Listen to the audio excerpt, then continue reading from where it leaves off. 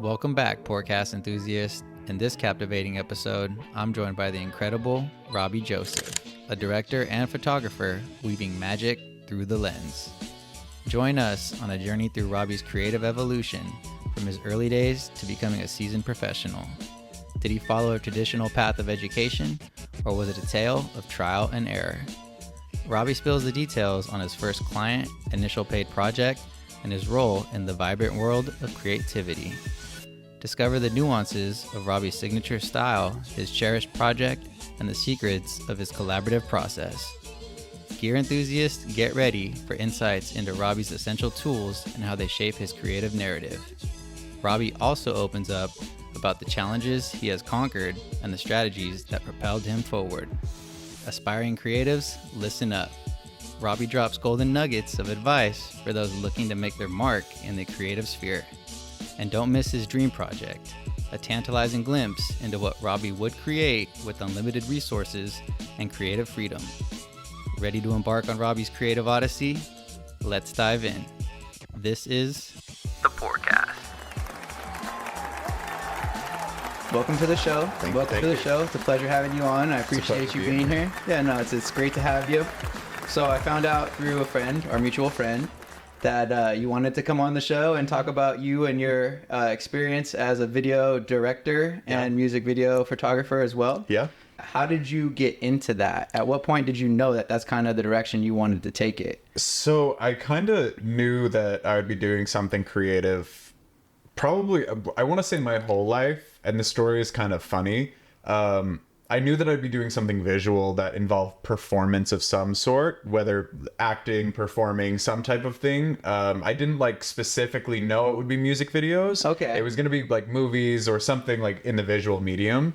But the story actually starts creatively. If you asked me before the third grade what I thought I'd be doing, I thought I was going to build roller coasters for my whole life. And that's kind of I guess my secret interest that not a lot of people know about is that I really fucking love roller coasters and theme parks, and I have an encyclopedic knowledge of them.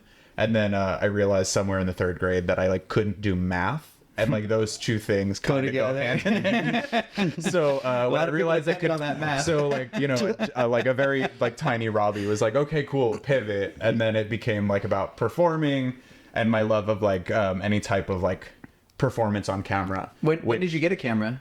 How old were you? So it kind of there was a part of me that was gonna be an actor and was I love doing that. I love being in front of the camera. And then when I was in college, I was around 19, maybe 18, 19, and my cousin Kelly, who was a photographer, she was selling an old beat up Rebel T2i Canon. And I bought it off of her for $300 with the intention of making short films. What short films? Have no idea. They were all when you're I'm gonna make a movie about this, and you have none of the skill set to do so. Yeah, none of the proper I bought tools. the camera, really impulsive, and that's something you're gonna see throughout this. Is a lot of my decisions are really impulsive, which you can debate amongst yourselves whether that's healthy or not.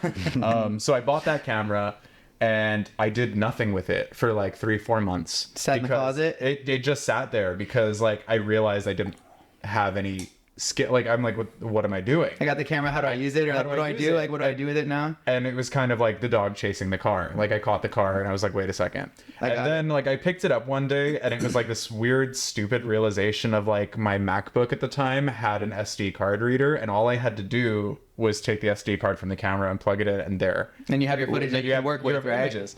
And then I started one day I asked my friend, Caitlin, and if she watches this, this is a really crazy throwback. Shout out Caitlin. I said, hey, let's just go take some pictures. And they weren't conceptually, they were good photos. They weren't in focus. You know what I mean? Yeah. All of the elements weren't there, but the composition was great. Okay. And it was a very immediate thing for me. I can photograph people, and I like this. This makes me feel good. And I just started doing it with friends. I would just photograph friends, and I went from there, and then I found my way into a studio on Staten Island that was 5 5 minutes from my house. So how long were you doing this for friends before you had your own studio? I want to say 2 years. It was really quick. It was really quick. Sounds very quick. It was very, very quick. I somehow finessed my way into a studio on Staten Island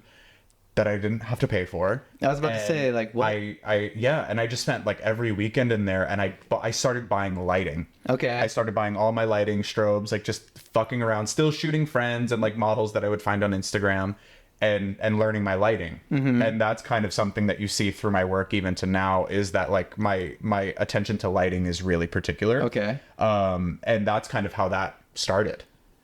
When you reached out to these Instagram models, how did that go? Because that's like a collaboration where I'm sure they get hit up pretty often by people in their DMs. Probably better than me. Well, let's take notes right now. Maybe you say you want to collaborate with them, but yeah, I'm just curious how that went. It kind of really did start with a lot of friends and people who I found really photogenic. Okay. And I created a body of work with that was not just these people coming in and just like your average like portrait or whatever. They were really interesting. A lot of them were really conceptual. Like whatever, like I would just go in and be exploring with the light and just want to create something. So that gave me a footing to talk to people who were a little bit more professional than I was at the time. Okay. So I would reach out and they would see my body of work and that it was worth it, to collaborate with. Yeah, for free. Like this guy. And listen, I'm not reaching out to like the Bella Hadids of the world at that time. Yeah. I'm reaching out to like, like an Instagram model or a fitness guy. Like attainable thing. Attainable, yeah. Something that was really like within reach, but also like I started to be beneficial for these people to want to work with me because of the quality of work at that time. Yeah. And like it was just it was quick. And that's why I think like I was like, oh, this is kind of something I was meant to do. So that's kind of how that all snowballed. And when you were doing your friends and these Instagram models, like, did you have a deal worked out with them? Like, my friends, I'll hook you guys up, like homie discount, because I need to build my portfolio. When you got to the Instagram models, it's probably a similar thing where like, hey, I'll cut you a deal, or hey, I'll just give you shit just because I'm working on it. Yeah. There was a lot of free work. There was a lot of like, and even still, like, I like to create, and I've put myself in positions in life where like I'm fortunate that I don't really have to survive on my art. Okay. So I kind of have carte blanche to create the things that I want to, which is something I like. So even at the time, it was more like, I want to do this and I need a strong face. So, hey, like my friend Delaney, like at the time, hey, can you just come to the studio tonight? I want to shoot this. And she would come over. She had a great face. And we would shoot these things. And if you like scroll back from my Instagram, a lot of that work is still there and still holds up. And it's really nice to kind of go down memory lane sometime and be like, oh shit, like, yeah, I was really like, was fucking doing it. Yeah. Being self-employed and like paying your rent and your bills and stuff through your work, your career, is that something that's happening now with you and your music videos or your directing skills? Like, you might be making income, but that's not your main set that's kind of set you up for this career pursuit. Yeah. Right? So I've always been someone like, I've been freelance, but I've always had something going on in the background that was paying my rent. So like when we're all there. Yeah. But it's always been adjacent to what I do. So it could always supplement the dream. Okay. So like when I left college, my first job was at the Wendy Williams show in New York in daytime TV, and I was a producer. I was, and a lot of these things are accidental. Like found my way into that, didn't know that I wanted to do daytime TV, but became a producer's assistant for her Hot Topic segment. Spent 2 years of my life there, and then I moved to LA kind of on a whim. Again, impulsive. You're gonna see this. Like I just was like, yeah, that's the next logical step. Came here, started doing work as a PA on sets for commercials. Shout out to New Context, Angela Geis, who is like my LA mother. And my aunt Sandra, who introduced me to her. A lot of things kind of just happened in a certain way that pushed me. So I PA'd and I was on sets and I would just meet people. And then now like I'm a full-time producer for commercials. So that's another thing because my brain can do that. Yeah. So it's kind of like I do my 9 to 5 and I dedicate my time to it. So if my employer sees this, you know what I mean? Like I love my job. You know, I love my job and I love what I do. And I like being able to, I also like to be able to facilitate other people's art. And that to me is, it also like allows me to kind of cut my teeth. So when I do direct projects, I have like this blessing and a curse of like having a dream of concept, but also understanding how much it costs and how to execute it. So Yeah. that's like a really... Do you think that your road to becoming what you like, the producer, is it different for every single person pretty much? Or it's like, I worked at this show, I got lucky with this thing? Because it sounds like I remember asking you a long time ago and I was like, hey, how did you do this? How did you become, I don't know? And you're like, honestly, like it's kind of this is the most elaborate explanation I've heard. That makes sense. Yeah. Because I was, inebriated. But what I will say is, what I gather out of that is, it sounds like everyone kind of has a different path. So if I were to go to another person who says, hey, I'm a producer, and I'm like, how did you get there? Their story would be equally as intricate, you think? Because there's no like school. It could right? be. I mean, there's so many ways that people come up. I always say I'm incredibly lucky. I'm a combination of luck and enough personality to convince people that I knew what I was doing. Like I just have been historically really lucky. Okay. And but also having the talent to back it up. Yep. So like not that these situations were finding me, I was manufacturing situations in which they could find me. Not saying that they would, but I was in the right place usually. And you were ready. And I was ready for it. Yeah, exactly. Preparation meets opportunity. Right. Yeah, he's preparing. That's been the arc of my life. But there are a lot of people, like some people struggle way more than I did, and some people have it way easier than I did.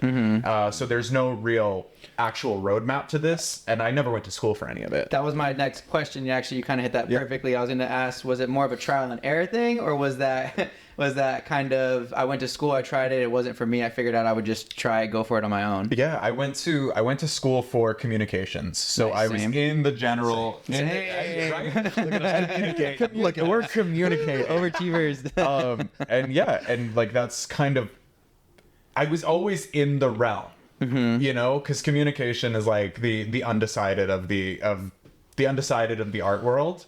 It's like, oh yeah, you went to school for communication, you can literally do anything. Very broad, big. But I only formally took one photography class my entire life, which was my senior year in college. And at that point, it was an intro class, and I was like now way past intro. So and I did learn things. I was going to ask, did it help you identify like things that you were doing correctly or just naturally? Or like, oh, I've kind of learned how to do this, or like not even like, oh, like the rule of thirds or the composition of lighting and stuff like that, where you're like, you learned all that before the class? I had trialed and errored it up until like I was now formally learning how like the actual words for things. Yeah. But in terms of like getting there, I had already got there. And it's like, you know, there are people who take it as a bullshit class who are like shooting things on like Reddit, like the school's DSLR cameras. And here I am like, you know, doing 3-point light, like, you know, like building sets. Yeah. So there was, at that point, I was already well beyond, but there was a drive. There was a drive, and like, I need to do it. And also like the way my brain is laid out, like the deep set ADHD that I believe I have, I need to execute things. Okay. So like, you know, we'll talk later. There are projects that you see on my Instagram now, videos that I've been thinking about for years, but I've been manifesting artists to do that with.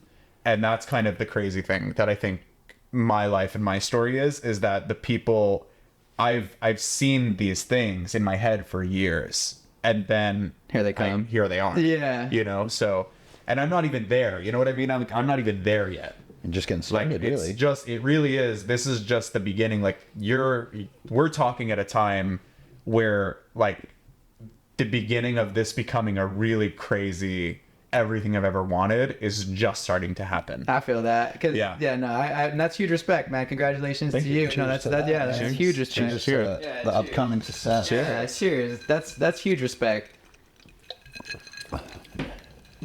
It's funny. It's nice to know like all the hard work you've been putting in and even the visualization of it. Yeah. Like just believing in yourself and telling yourself like, yo, it's going to happen. It's going to happen. That's a tough thing in itself because even I've realized this, like even with close people and even the podcast and stuff like that, like it's just something that I'm like, I believe I can do it. Like I believe I can do it. Yeah. But you also have to like not listen to other people or honestly even care what other people think. Yeah. Because literally like if you believe I can do it, it doesn't really matter. If I think and I'm worried if you believe I can do it, all it does is hurt me. So like, Yeah, I really have to 100%. put that to the side and be like, Yeah. I don't really care if you think I can do it or not. It's on me. And also I'm just not concerned with because I've always seen it for myself. Good. There is no Yeah. other reality in like in my in this fantasy that exists up here. You're mentally strong though, because I feel like a lot of people wish they could do that. All right, they self-doubt or self-sabotage. I'm fragile in so many other aspects mentally.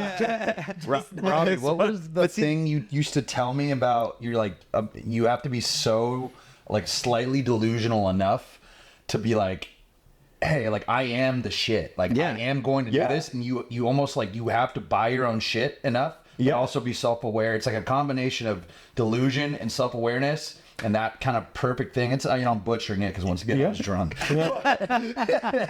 I'm seeing pattern. But I remember you telling me this, and I still think about this when I do things, and like when I make videos and when I go up on stage, I think about what you tell me, and that was one of the things. You're like, Brian, like you got to have this delusion, like but don't like lose yourself in it. You can't be unaware. Yeah. And I think especially with like the kids, and I'm almost 30, but like you hear now about like people being delusional. That's always been a thing, right? Like that's always been a thing, and that does help you.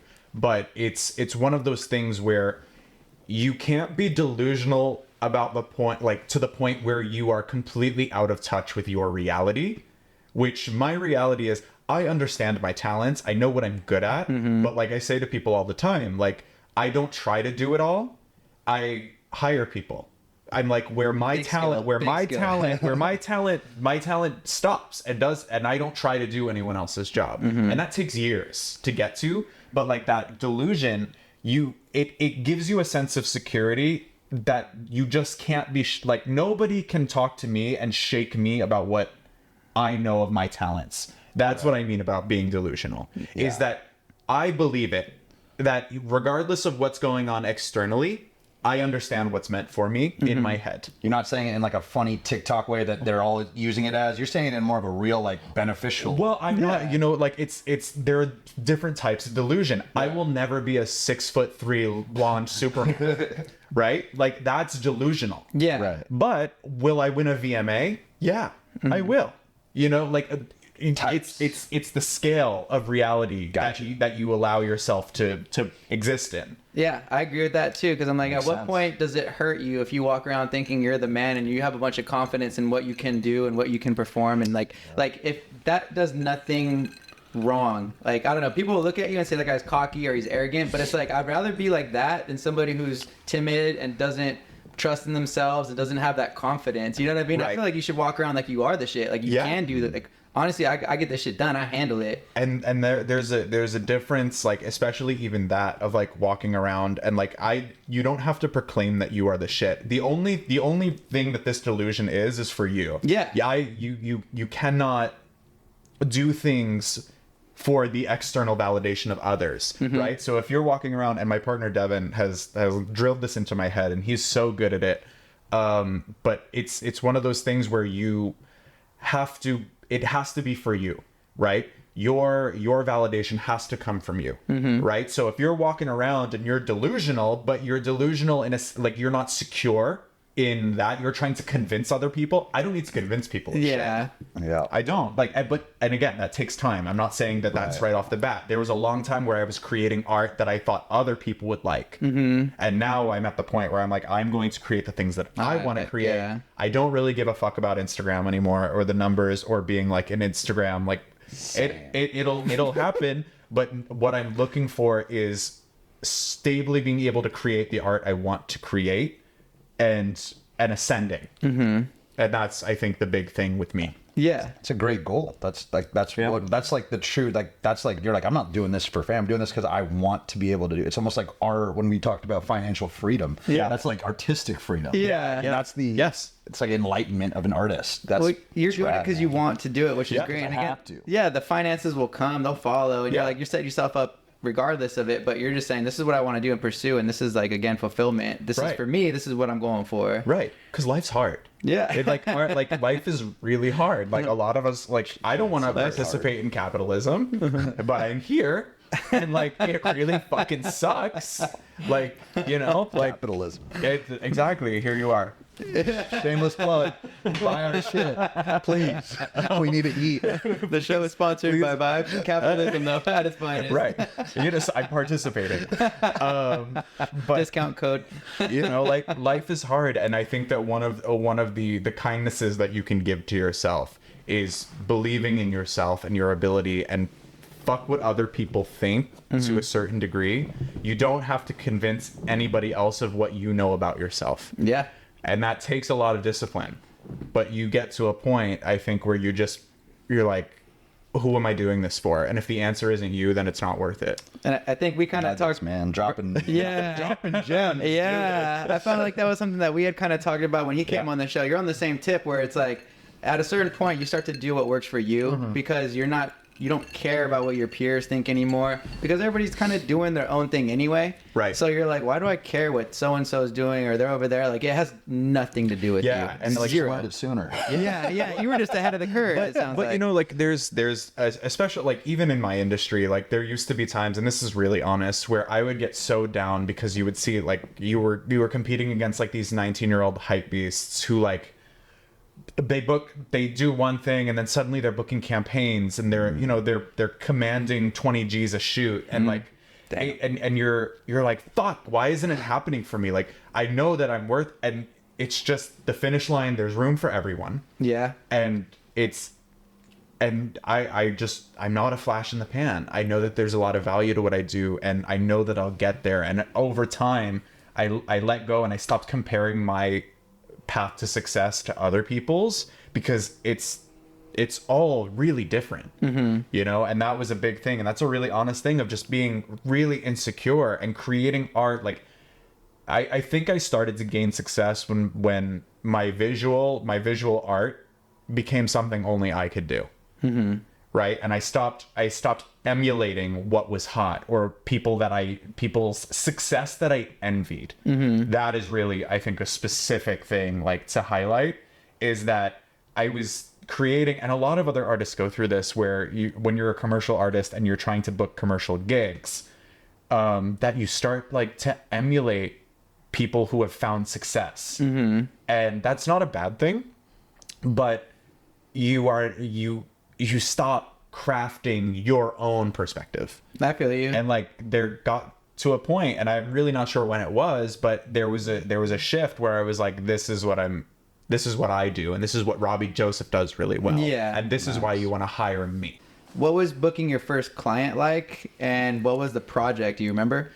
So if we're talking about music videos, I started doing music videos on my DSLR camera, where it was just me. I was shooting it, I was editing it, I was the whole thing. Yep. So that's how I started, and it was a lot of local recording artists at the time, and they were like really like quick. I would make like $300 and like shoot a video like over 6 hours, and I was so fucking proud of them. But like if somebody were to look back, like, and they would be like, oh wow, yeah, this is That's really, where you like, gotta start. You gotta start somewhere. You understood almost nothing. Yeah. But looking back is kind of a really nice experience because compositionally, like you can see the early elements of like what I do now. You know what I mean? Like I was trying things, and I was like, unbeknownst to me, creating a visual style. So it's kind of fun to look back, but I remember booking like a local recording artist, and it escapes me who it was, but they would record locally at a studio nearby, and I would go, I would film them, I would edit it, and I would release it, and And I would also do photos, and my photo work at the time was way ahead of where my video work was. And then I think the first actual professional music video I did was like in 2018. And that was the first time I had a crew. And my friend Chris Giuseppe from New Jersey, we linked up, and a lot of our early, like I did a lot of my early work with him, and I give him a ton of credit for helping me elevate my craft. And we worked on a lot of stuff together, and we had a ton of fun, and we did quite a few music videos.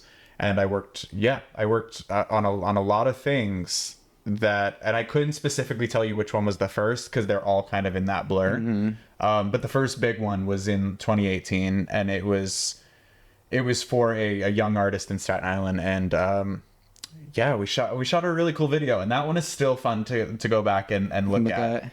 And where can you find that? You can find it on YouTube. All right. I hesitate. I hesitate to say it. All right. You don't have to. We can bleep it out.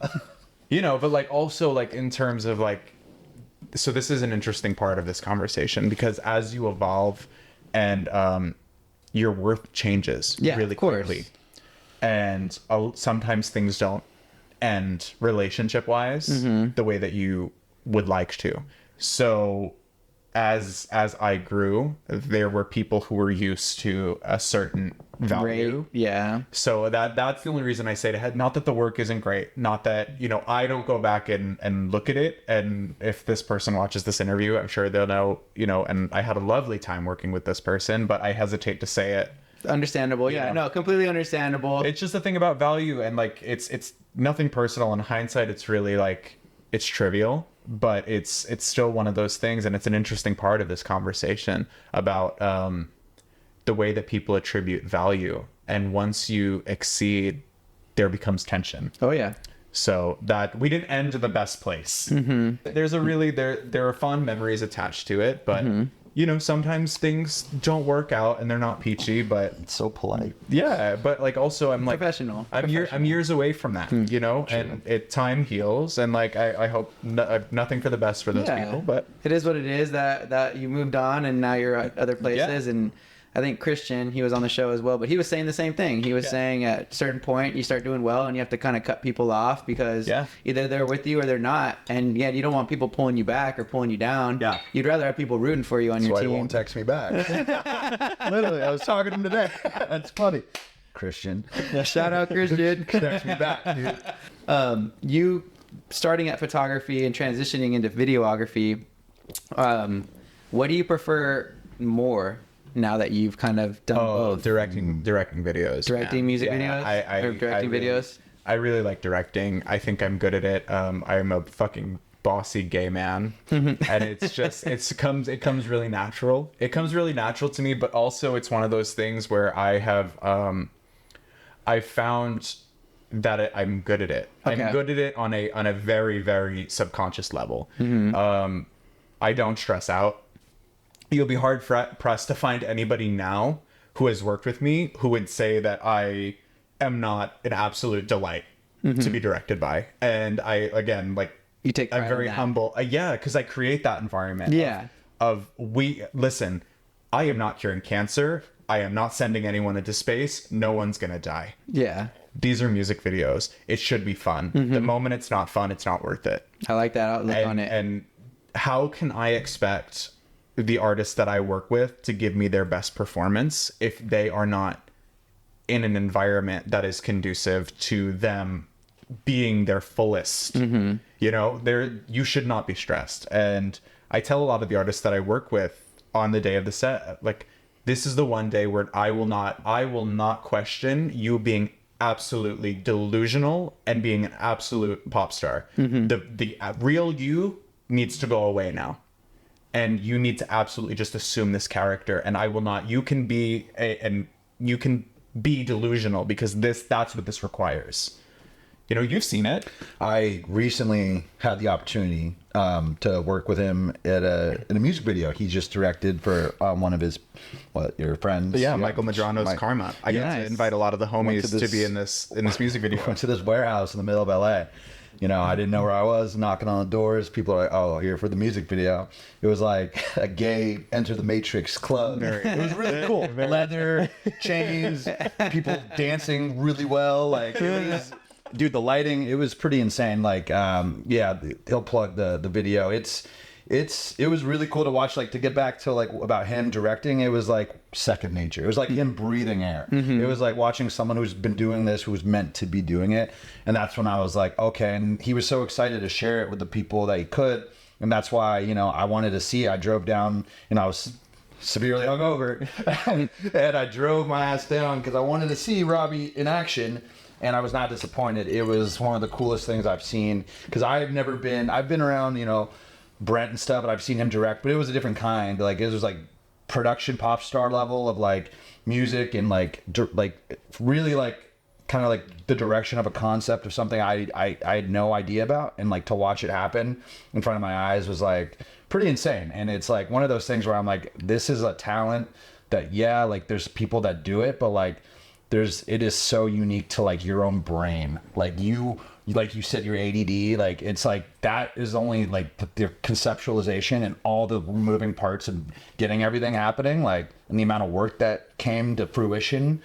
It was very like, you know, and I had nothing but just be a little extra, but I was like, this is really cool. And so, you know, you should be very proud of like the things you do, and I know you are, but like it's just cool because it's like seeing someone that you know that this is what they should be doing makes you happy, you know, because like it rubs off on other people, and even everyone else around us was like, yeah, he's killing it. And it's like when you see someone in that flow state or in the zone, you see a surfer or a skater and they're like in that zone, it's kind of like that. So it was like, it was really fucking cool to watch, let alone a good friend do something that I respect, because I like entertainment and stuff. And I was like, wow, this is just like, I got nothing to say other than good job. Well, see, that's a real homie too, because again, like we just talked about, you want people in your corner rooting you on, and that's a real homie to see you doing your thing and going like, yo, he looks so natural, and it's good for him. And he's listen, in his element. I'm so big on like my personal philosophy is like letting the people you love know that you love them, and like supporting them, and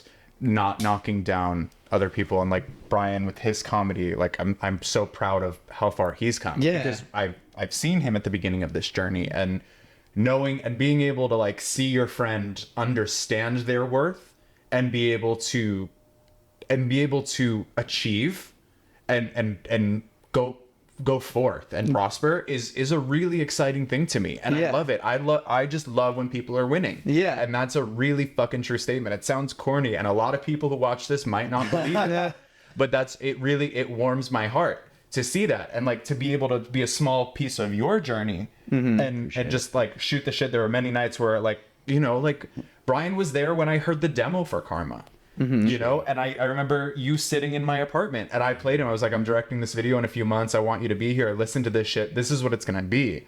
And like, that's the months that went by between like when I first told you that this was happening to seeing the execution. That's really special to me, to be able to share that with people that I love. You know, pretty awesome to see it. Like literally, like it meant even more just like you said, to be in the beginning stages of seeing something. And like, you know, people say things all the time, obviously, and I'm gonna do this, I'm gonna do this.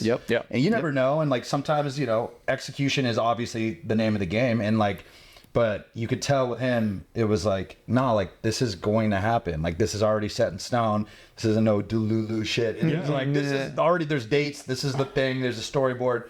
And I was like, cool. All right. I'm excited for you.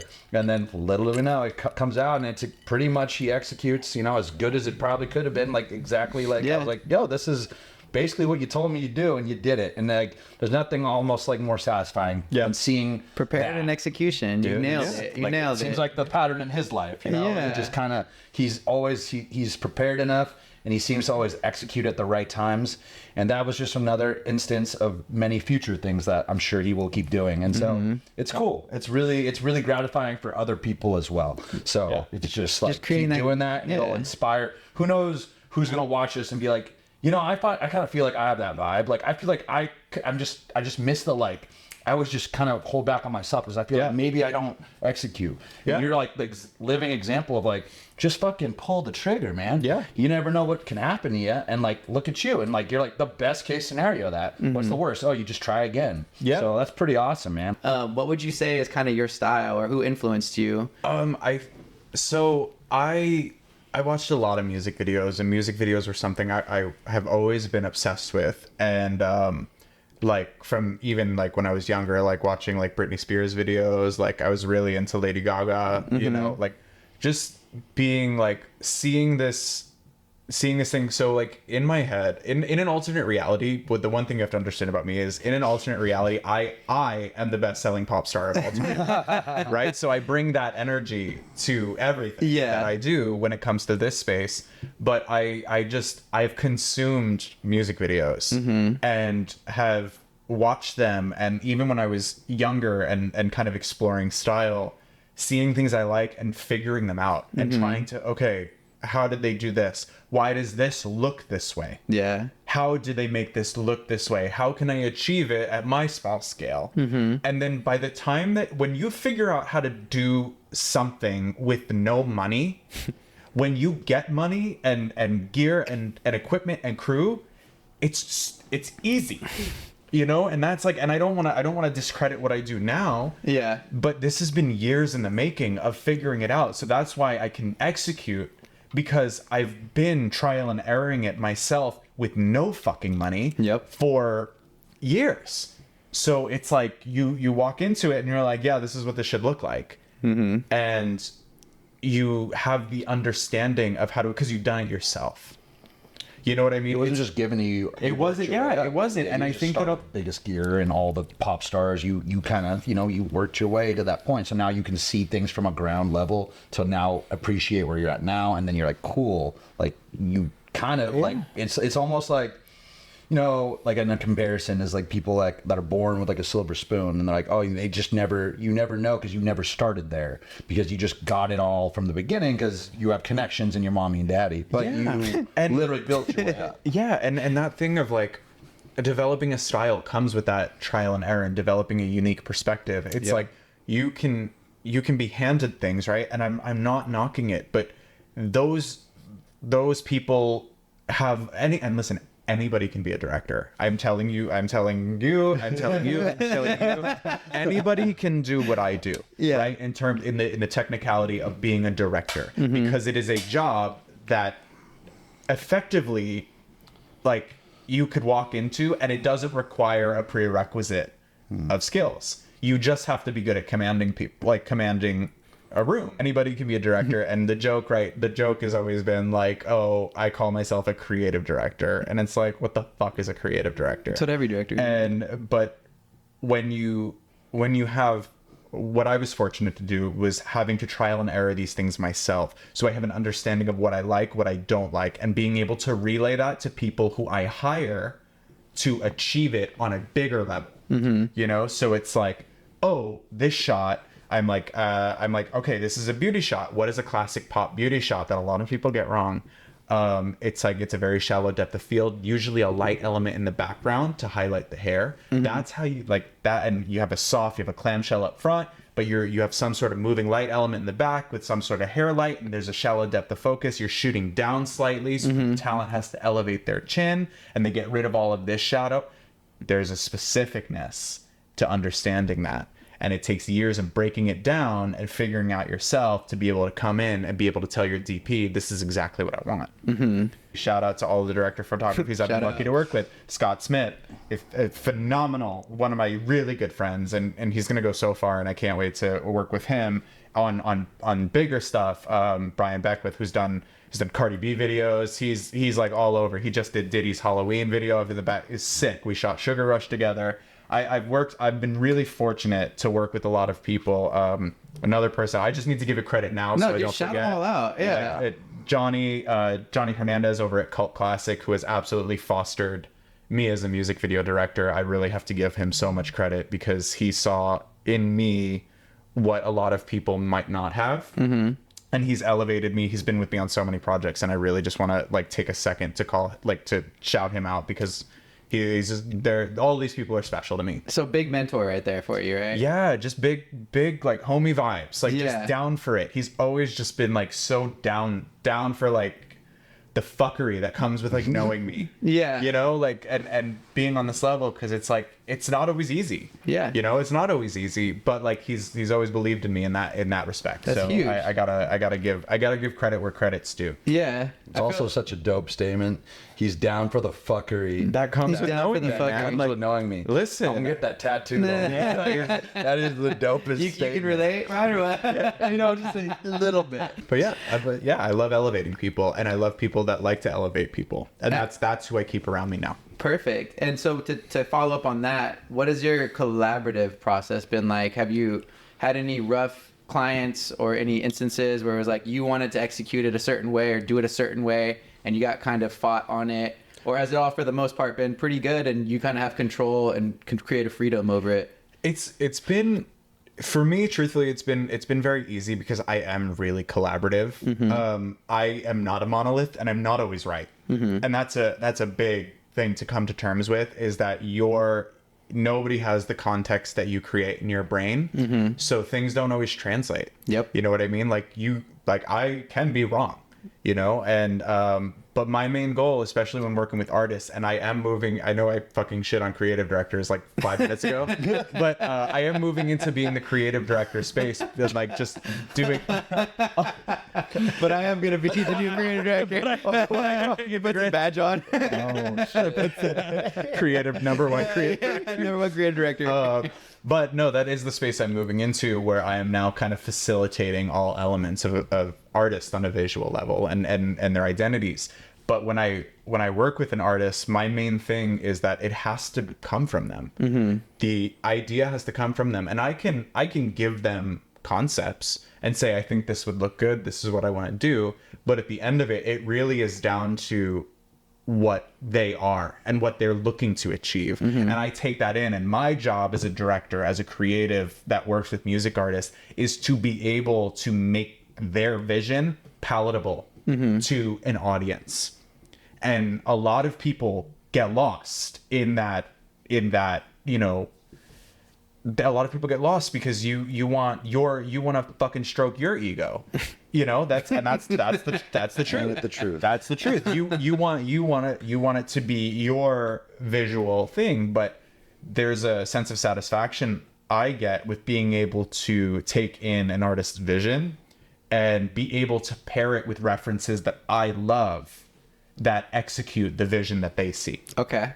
And I think that's a gift that I have. And that's, we'll talk about the artists that I'm currently working with and adore, but I have very good relationships with the artists I work with. Trust, big trust, and right? I spend a lot of time and energy to foster those relationships and make sure that people are creatively taken care of, because at the end of the day, that's them, that's their identity, that's their product. Fuck me, right? Like this is you know, it's for you, and yeah. it has to be authentic and something that you really love. And that's what's really important to me. So like when you did the Karma music video, Yeah. and you were talking about Brian was there, Yeah. you said, hey, I'm going to make a music video. You listened to it. Did you have any direction, or were you like listening to it going, okay, what am I going to do for this? So Karma's a really fun story. So I met Michael in May of last year. So this relationship's pretty new, but we have become like really, really like close creatively, and I'm doing his next video as well. But I reached out to Michael. I didn't know him. Reached out to him on Instagram. I was like, dude, I fucking love what you do. I love your music. He had an album out at the time, Love, Sex, Drugs. It's a phenomenal disco album. Please go listen to it. It's like, it's really just like, it's queer disco at its finest. And it just feels so good. And I fell in love with it. Okay. And I reached out to him on Instagram. I was like, yo, I love what you do. I love what you do. I would love for you to come by the studio. Please, I just want to photograph you as you are, as an artist. Yeah. Like, no, like, I'm not even going to put a concept on you. Just come as you are, an artist. And I'm going to capture that. and we hit it off. We vibed. I shot those photos. One became cover for one of his remixes. And then he immediately turned around and he was like, I'm doing my first music video. This is the demo. He was like, I would love for you to do it. And we vibed. And I was like, I will make this happen because I believe in this record and I believe in your sound. And we did that. And Karma, I knew immediately what Karma was going to be. So Karma, there's 2 videos that I'm going to talk to you about that I've been dreaming about my whole life. And one is Karma. The other one is Sugar Rush by Saranda. Okay.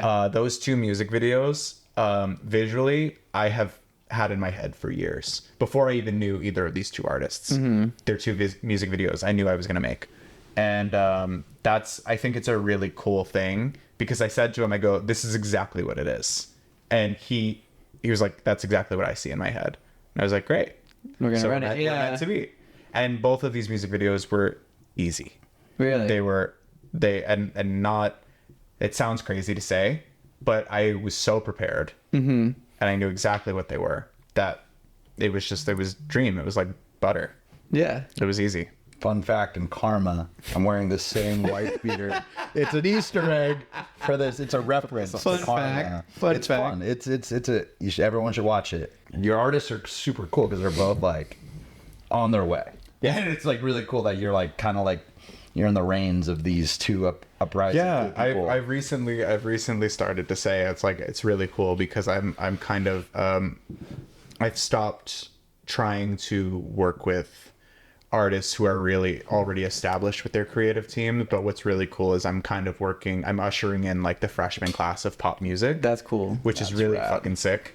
And the music, the pop music that is coming out, like if you're a fan of pop music, like what these artists are doing is they are bringing back the sensationalism of pop music. Really? They are bringing back the scale, and that's a big thing of what I do. I create things that are larger than life.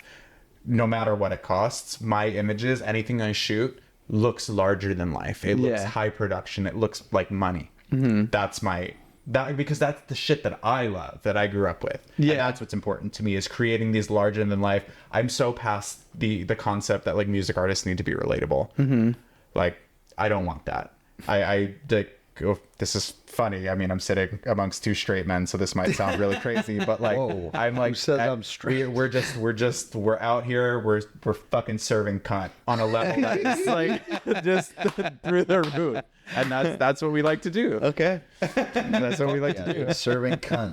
Dude. We're serving On an cunt. astronomical level. Yeah, straight guy. We're serving cunt, dude. That sounds so like I'm gonna get canceled for that. You might. I might. You started on a $300 DSLR camera that you got. Yep.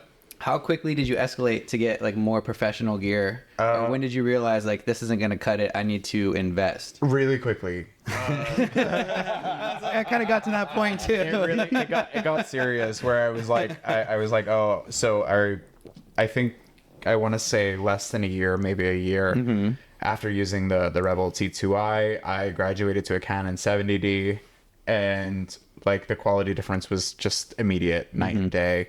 And then by the time that I got the studio, I was ready. I had already bought myself the Canon 5D Mark III. Yeah, Canon 5D Mark III. And then I now shoot on a Canon 5D Mark IV. Okay. If you were to do video, what would you shoot on? We've been shooting on the Alexa quite a bit, the Arri Alexa. Okay.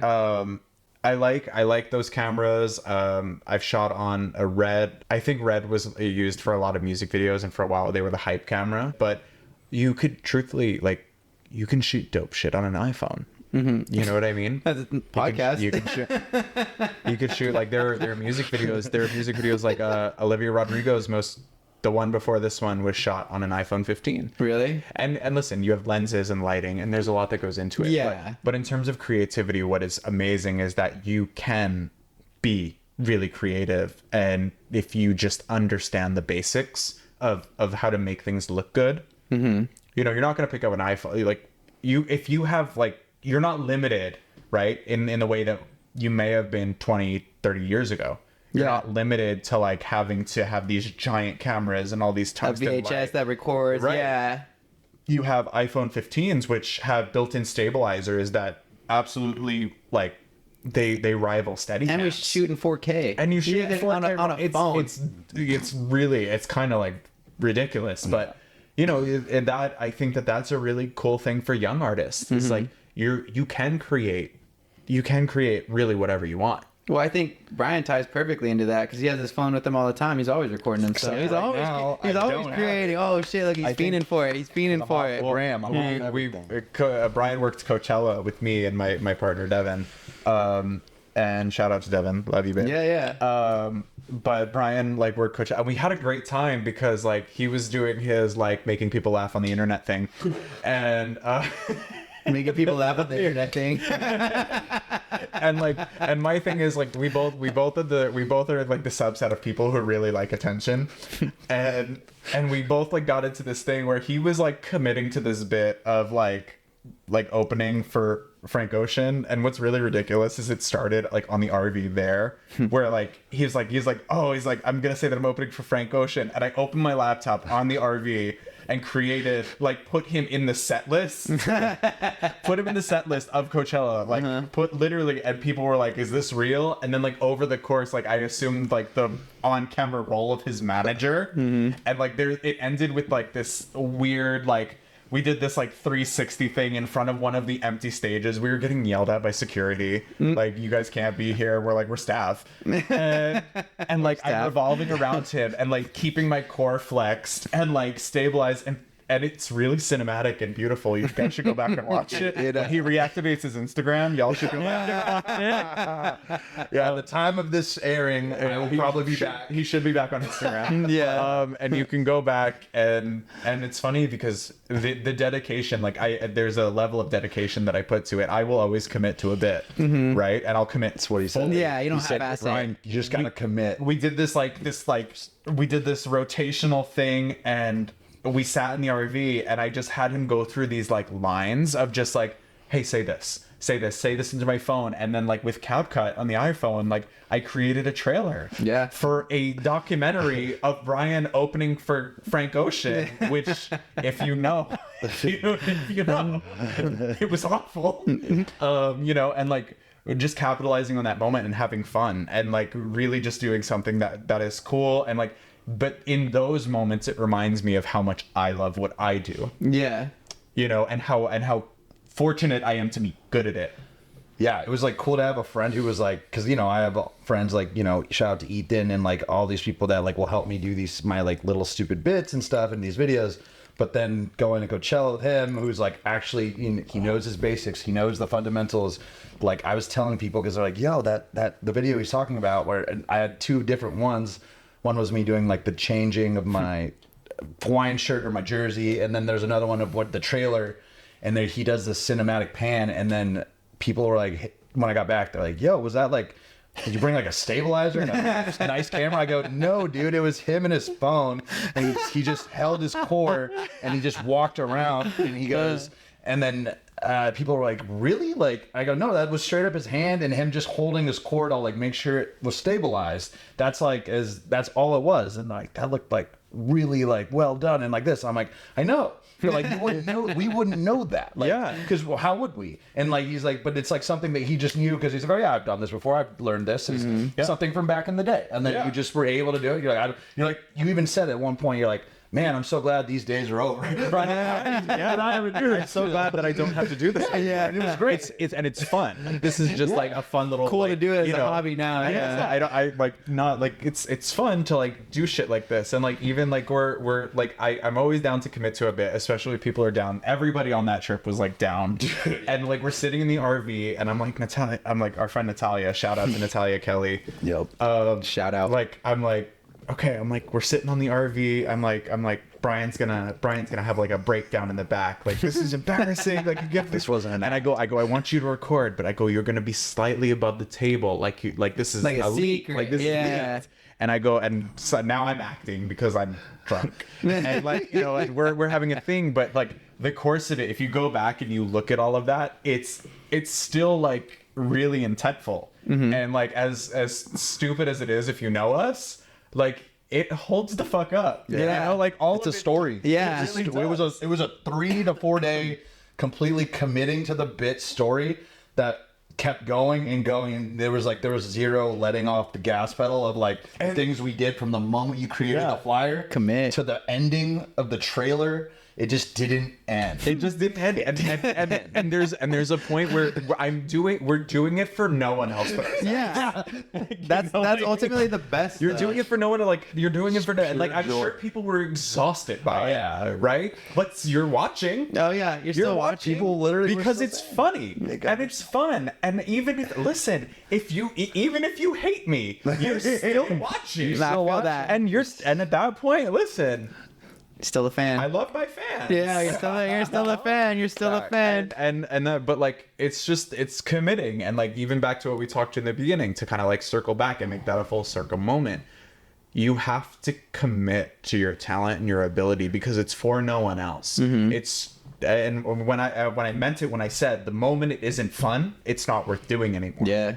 And I mean that. And like that's why this shit that's fun to me. You know? Yeah, it's fun to be with someone like that too, because it's like, yeah, your friend's good at that stuff, but it's like when he chooses to like also like that is, you can tell it's fun for him because he's continuing to do it. And so like I hang out with someone who kind of elevates the fuckery to make it more like, now we have like a polished turd here. Yeah. We're just, instead of just me half-assing, like, you know, my ideas are good, but like I don't have the prowess to like be like, oh, this is the shot we need that would work, and this is, I know a little bit to storycraft, and I can do a little bit, but like having someone there, I remember telling him at the end of Coachella, I said, hey man, like just you being there elevated my stories that everyone knows me for, and it took it to a whole new production value. Yeah. And it was, all we did was just have you there. Yeah. You were the production value. And we didn't have equipment. It was just you knowing. It's not you making people laugh on the internet. Yeah. Yeah. It was making people laugh. I was just a puppet at this point, but it was great, man. And it's cool. Like, and it just shows you how creative you can be when you're having fun and you kind of just know the basics. And like, it was beautifully, like, it's kind of a great way to, pun intended, story. Yeah. It shows literally what you did with an iPhone and just a little bit of knowledge and creativity. And it was brilliant. It was one of probably my favorite storylines I've done in all my Instagram stuff that I've done in a long time. People still talk about it. Yeah. It's the Frank Puddle incident. It's the Frank Puddle incident. And it became part of your comedy set. Like, I talked about it for weeks. That's the thing. It's like you like, we're really lucky to do what we do. Mm-hmm. You know what I mean? Because it's like you can go through life and you can fucking hate your life, right? Yeah. But like it's shit like this that makes it worth it, and you get to do things with friends and well, that's something you guys are still stoked on and talking about right now to this day, which was months ago. But you're like, hey, wasn't that a good time? We both committed. You're still talking about, again, we're talking about everything's gonna be changing. This will be something fun to look back on, and like I believe that too. Yeah. But even you guys in your Coachella experience, that's something that you guys are already looking back on, but it's gonna continue to be one of those like classic moments. It's just a funny memory. I'm sure the next time we collab on a story like that, it'll be even funnier. Yeah. Because like now we know we're kind of just like, we're truly like having fun with it, and we know each other more. Because that was the first time we really hung out, and then I was like, oh shit, like he knows his shit. Like this was before I saw him direct shit, and I knew he did stuff. But then when we did that as for my stories, I was like, oh, he was busting out all these technical terms, and he was just kind of like doing it kind of drunk. This is crazy. I was learning a lot, and then I was telling other people about it. And I was like, oh, I would tell people like, hold the camera, just fucking get your core tight. Yeah, years of being abused as a PA really shapes me. It really shapes me to be able to execute. What are a couple of your favorite projects that you've been working on here recently? Yeah, a lot of the recent projects that I've worked on have truthfully been some of my favorites. So we've already talked about Karma with Michael Medrano, and a lot of the stuff that's on the way with him is going to be spectacular. I have to talk about my girl group Seasons, who I've been a creative director for about 2-3 years now.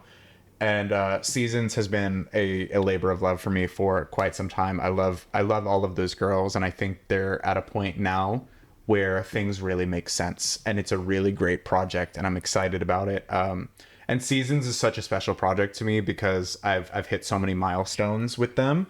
Like the first billboard I've ever gotten in Times Square was my first photo shoot with Seasons as a group. Really? Yeah, and it was like in my hometown of New York City, having a billboard in Times Square. That's crazy. And how old were you when that happened? This was like 2-3 years ago, so I was 26, 27. It's monumental though. Yeah, it's pretty, and like that's where I grew up, you know. So that's cool. And like I've shot so many of their, you know, single covers. Then Plug, they just released their single Future Ex-Wife, and I've shot that cover, which is one of my favorite photos I've taken recently. I shot their cover for Honey Baby. I'm so close to all of those girls, and they're so talented and spectacular. And I mean, in individual ways, it's really such a fun project to be a part of. And I'm honored and really thankful every day that I get to do that and work with the girl group. And then Saranda, who is an absolute powerhouse. I've worked with her. We actually just hit the 1-year anniversary of us knowing each other, which was October, where I shot her first music video for Hands Tied. And that's a really fun video. And then we talked about Sugar Rush, which is a music video that I have wanted to make since I wanted to make music videos. It's a music video I've thought about for close to a decade. It's been in my head. And Sugar Rush was one of those easy ones where we had like, you know, we had like 8 dancers. It was choreographed by Devin Hicks. It was styled by Blue, and we just had such a great time that day. And it was easy, and she killed it. And that music video is it serves cunt on a level. So, you know, it really does. It's one of my favorite ones to look back at because of how much fun it was to do. And shot with Brian, BB the DP on Instagram. And we had a spectacular day. And those are truthfully my favorite projects that I've worked on. And I've worked on a number of projects, and all of them are really special to me, but those ones are really standouts. That's awesome. And so any of those that you had mentioned, they're all done and finished, or any of those they're all out. They're all completed. All of those are out, and I think that they're all pinned on my Instagram currently, so you can go see them. Oh yeah. We'll have it tagged up on the video so people can check them out, or even in the description so people can check them out. For any of the aspiring videographers, photographers that are in your field, what's some advice that you might give them when they're just starting out? Serve cunt. Serve cunt. Be willing to serve cunt. I think the best advice that anyone could receive in that position is learn what you like, watch what you like, dissect it, and figure out how you can create that with whatever means you have. Right? Yeah. Sit there and figure it out and break things down and be able to discern what you like and don't like, because that's going to help you so tremendously in the future when you have to articulate what it is that you do and why someone should hire you.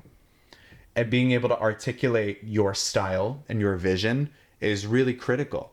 And figuring out in that trial and error phase of how to replicate the things that you like that will eventually become parts of your style is important, because then it's easy. Because then you don't have to sit there and figure out how to explain to a DP, to an editor, how, like, you don't have to give them the weight or the work of having to figure it out.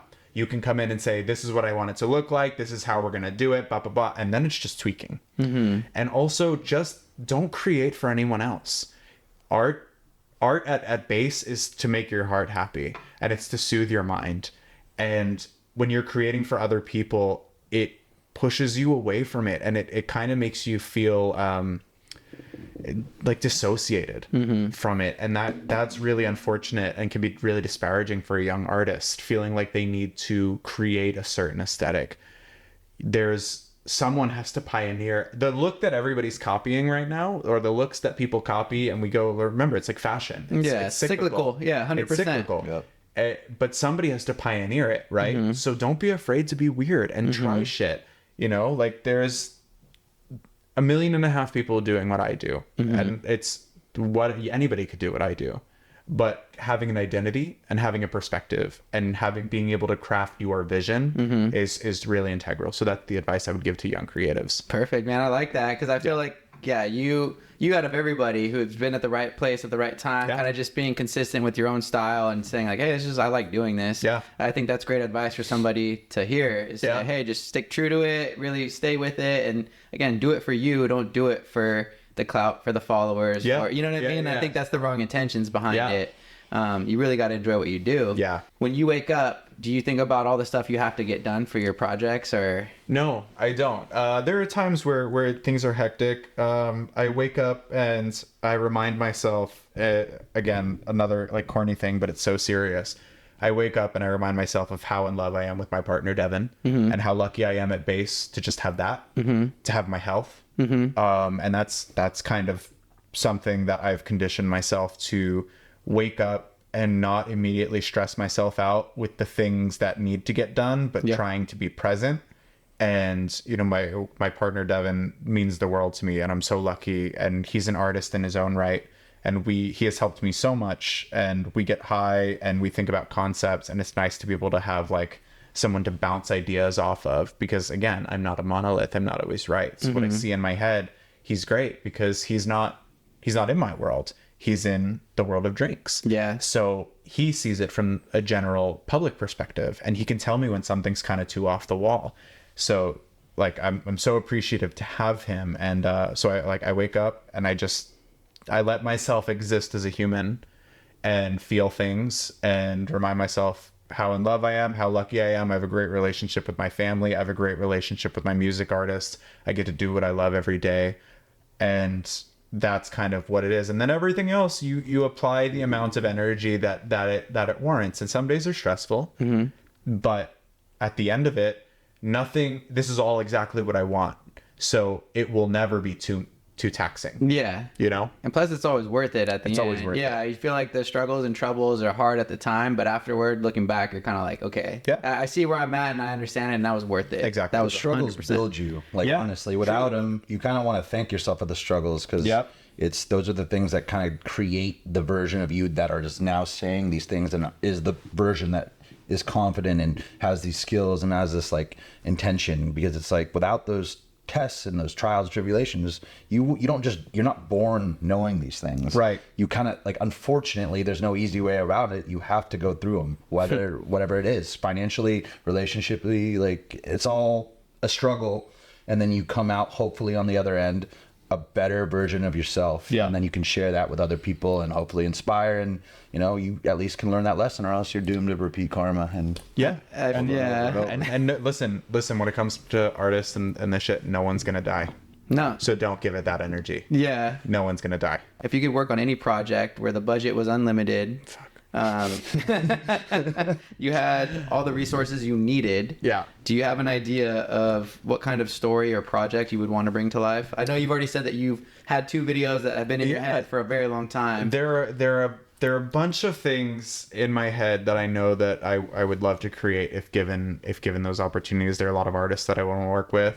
I would love to work with Doja Cat. The young part of me would love to work with Britney Spears. Lady Gaga. There are a lot of people that I would really love to work with. I like a lot of K-pop. I would love to work in the K-pop space. But there are a lot of videos that I know I'm going to create, and I won't talk about them conceptually, just in case somebody steals them. But you know, but there are a lot of like, I have a lot of big ideas, and I know that I know with what I've worked with, on the budgets that I've worked on and what I've created for that, I know that if somebody gave me an astronomical budget, I know that I would really fuck some people up. Yeah, I know that. And that's not that, you know, humbleness out the window. I know that I would ruin a lot of people's days. If you had that access. If I had that access, you know, and I know I will. So, well, I wanted to ask, where can people find you if they wanted to connect or see some of your work, actually? You can find me on Instagram at Robbie Joseph, ROBBIEJOSEPH. You can find me on TikTok, strictly making people laugh with some behind the scenes content. It's Robbie Joseph. And you can head to my brand new website, which is directedbyrobbie.com. Nice. And that'll keep everybody up to date on kind of what's going on with you. Yep, you will get more of me than I'm sure you're bargained for, but yes, that is where you can find me. Perfect. Well, I want to thank you for coming on the show, man. I really do appreciate it, Robbie. This has been such a privilege to have you on, especially coming back with a returning guest, Brian, over here. I do really appreciate you taking out the time to come and join us over here. And we might, as a little teaser, me and Robbie might have something in the pipeline in this realm coming for everyone. Coming soon. In our own brand of things. But yeah, thank you so much for having me. Yeah.